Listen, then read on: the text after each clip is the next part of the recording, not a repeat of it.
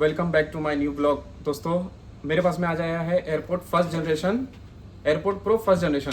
इसमें कस्टमर का कहना था कि मेरे लेफ्ट साइड में स्पीकर में आवाज़ ही नहीं आती थी, और आवाज़ आती है तो झिक झिक की आवाज़ आती है, जो कॉमन प्रॉब्लम है।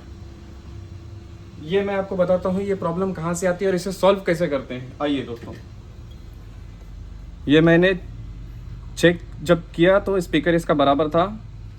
ये देखिए, इसे मैंने खोल दिया था, ये स्पीकर बराबर ही है इनका। मैं जब चेक किया यहाँ पे सब चीज़ ओके है। अब इसे हमें करना क्या है, ये दोनों एयरपोर्ट को आपको कान में लगा लेना है।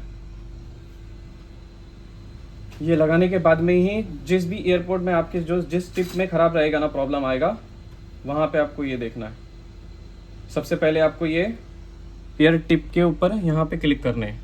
ये क्लिक किया, यहाँ पे नॉइस कंट्रोल ट्रांसपेरेंसी है, देखिए इसे ऑफ कर देना है।